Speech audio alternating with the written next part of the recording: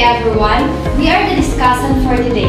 My name is Jeneline Buates. And I'm Jake Marina. And for today's lesson, we are going to discuss about the historical foundation of curriculum. But before we start, let me first ask you a question. In your own idea, what is curriculum? So curriculum is a dynamic process. There are always changes that occur that are intended for improvement, which is the focus of curriculum development. This is based on the different principles of well-known curricularists, which were the foundation of curriculum development, such as Harold Rugg, Ralph Tyler, and Hollis Caswell.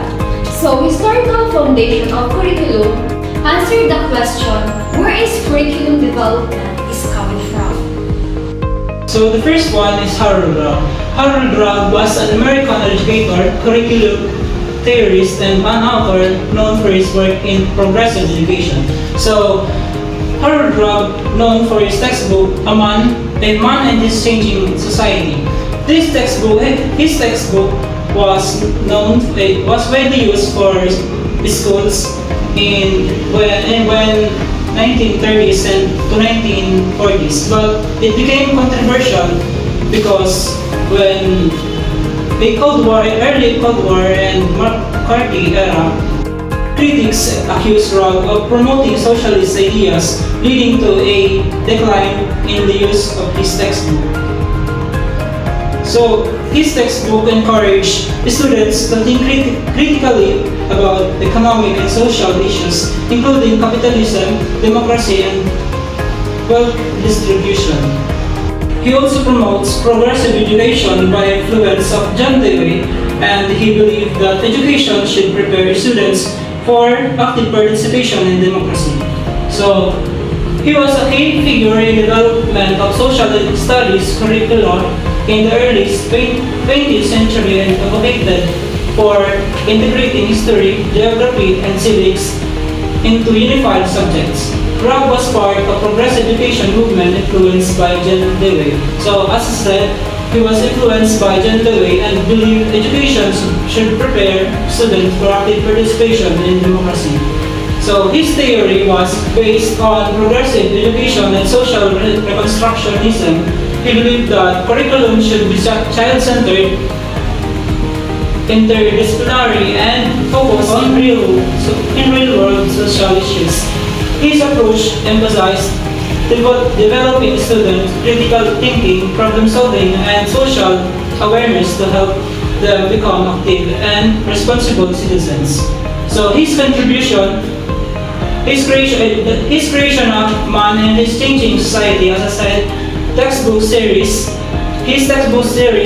textbooks were among the first to emphasize critical thinking, problem solving, and social responsibility rather than just memorizations of facts that leads to introduce students to the real world and economic issues, encouraging them to consider solutions. Next is Ralph Winfred Tyler. Ralph Winfred Tyler is an American educator who worked in the field of assessment and evaluation. Tyler chaired the committee that developed the National Assessment of Educational Progress, or the NAEP. He has been called by some as the father of educational evaluation and assessment. Ralph Tyler's theory of education is based on a structured approach to curriculum development known as the Tyler Rationale. He emphasized that education should have clear objectives, organized learning experiences, and continuous assessment.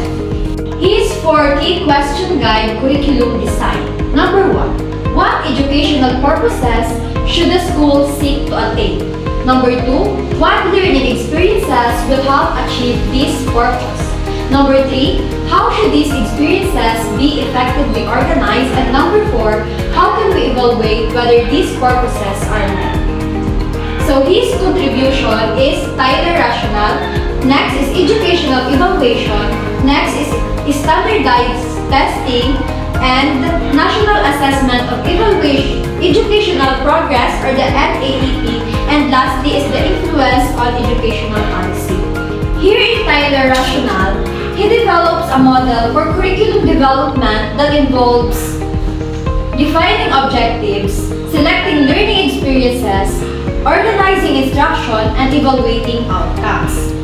And here on educational evaluation, he emphasized the importance of aligning measurement and testing with educational objective, and he advocated for gathering comprehensive evidence of learning, not just relying on paper and pencil tests.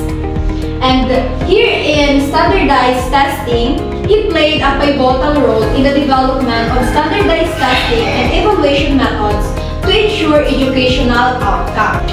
Next is the National Assessment of Educational Progress. Tyler chaired the committee that developed the NAEP, which are federally mandated criterion reference tests used to gauge national achievement in various disciplines and skill domains. And lastly, the influence on educational policy. Tyler advised U.S. Presidents on education reform and played a key role in shaping major education laws and programs including Elementary and Secondary Act of 1965. So, Tyler's work has a lasting impact on educational system, and his idea continue to be relevant and influential today.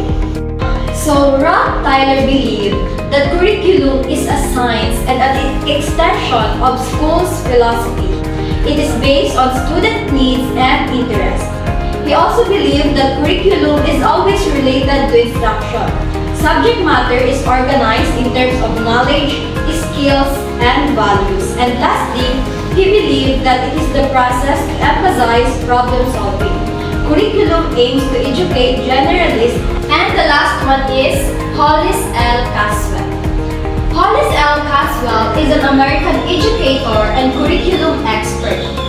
Caswell emphasized flexible, student-centered curriculum development over standardized national programs. He also chaired the editorial advisory board of the World Book Encyclopedia and consulted on state education programs. His notable work include curriculum development on 1935 and education in the elementary school on 1942. Hollis Caswell's theory of education focuses on curriculum development as a dynamic and evolving process. He believed that curriculum should be, number one, flexible and adaptive. So it means that education should respond to the changing needs of society and to the needs of students. Next is experience-based. Learning should be noted in students' real-life experiences. The third one is community-centered. It means that schools should integrate to the local culture and community needs into the curriculum. And lastly, democratic. It means that education should prepare students for active participation in democracy.